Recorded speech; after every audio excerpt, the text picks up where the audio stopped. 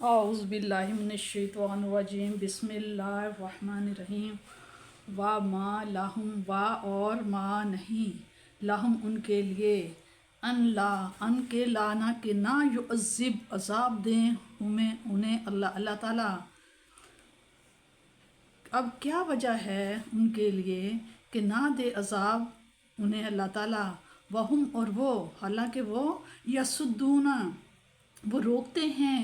ان سے مسجد حرام سے، حالانکہ وہ روکتے ہیں مسلمانوں کو مسجد حرام سے،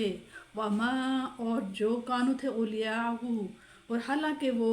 ان کے متولی نہیں تھے، ان کے اولیاء جو ان کے متولی ہیں وہ ہوں گے اللہ مگر ہوں گے تو متقون وہ ہوں گے لوگ جو متقی پرہیزگار لوگ ہیں وہ ان کے متولی ہوں گے، اور لیکن اکثرہم ان میں سے اکثر زیادہ جو ہیں لا نہیں یعلمون وہ جانتے ہی نہیں، وہ علم ہی نہیں رکھتے، لیکن ان کی اکثریت جو ہے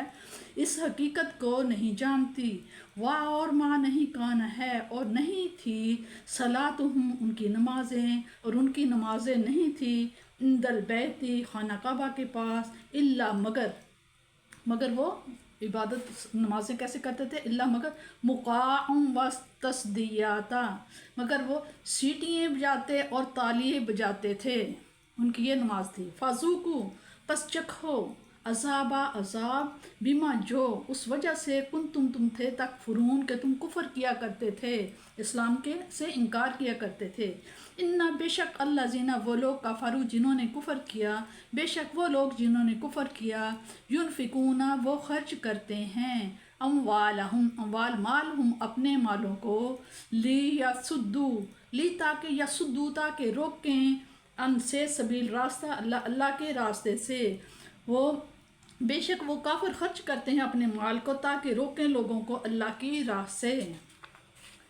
فَسَيُنْفِقُونَهَا پس ضرور ينفقون وہ خرچ کریں گے ان کو، اور یہ آئندہ بھی اسی طرح خرچ کریں گے، ثم پھر تکون ہو جائیں گے علیہم اس پر جو خرچ کیا ہے حسرتاً ایک ان کے لیے حسرت افسوس ہو جائے گا، ثم پھر یغلبون پھر وہ مغلوب کر دیے جائیں گے، والذین اور وہ لوگ کفروا جنہوں نے کفر کیا الی طرف جہنم کی طرف یحشرون انہیں اکٹھا کیا جائے گا، اور جنہوں نے کفر اختیار کیا وہ دوزخ کی طرف اکٹھے کیے جائیں گے۔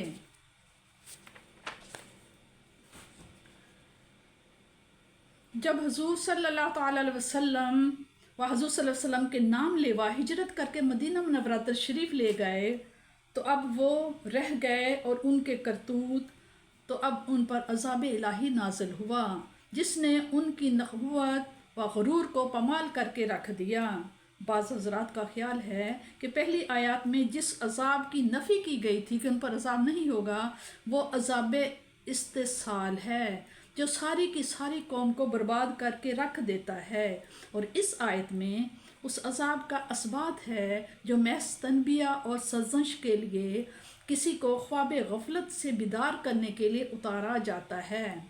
ان پر عذاب الہی کے اترنے کی وجہ یہ ہے کہ وہ اللہ تعالیٰ کے رسول صلی اللہ علیہ وسلم مقبول اور اس کے سچے پیروکار کو اللہ کے گھر میں اللہ کی عبادت کرنے سے روکا کرتے تھے،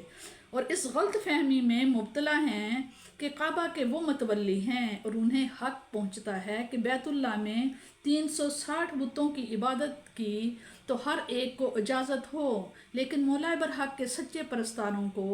اس کی عبادت کرنے کی اجازت نہ دیں، حالانکہ اس خانہ کعبہ کے متولی تو وہی لوگ ہو سکتے ہیں جو متقی اور پرہیزگار ہوں، اور ان لوگوں کا اس گھر کی تولیت سے کوئی واسطہ نہیں جن کی پیشانیاں باطل معبودوں کے سامنے مسجد ریزی سے داختہ ہیں، یعنی کہ جو بتوں کے آگے سجدہ ریز ہوتے ہیں۔ حضرت ابن عباس رضی اللہ فرماتے ہیں کہ کفار طواف کعبہ بالکل ننگے ہو کر کیا کرتے، سیٹیاں اور تالیاں بجانا ان کی نماز تھی جس میں بے معنی شور و تخوف، شور غلغلہ، لہو و لعب کے سوا اور کچھ نہ تھا، نہ تو ان میں ذکر الہی تھا اور نہ ان کے عجز و نیاز اور روح عبادت ہے۔ उसे कोई वास्ता ना था कि मस्जिद में उनको जगह दी जाए। इबादत तीन किस्म की होती है, कौली, फ़ेली और माली। उनकी कौली व फ़ेली इबादत की जो कैफियत थी वो तो पहले मज़कूर हुई। अब उनकी इबादत माली का ज़िक्र हो रहा है कि या माल खर्च करते हैं तो अल्लाह के नाम बुलंद करने के लिए नहीं, बल्कि उसकी याद और ज़िक्र से लोगों को रोकने के लिए खर्च करते हैं। और उन्होंने देख लिया कि उसका अंजाम बजुज़ हसरत और नदामत के कुछ ना हुआ। आइंदा भी अगर उन्होंने ऐसा किया तो उसका अंजाम भी ऐसा ही हसरतनाक होगा।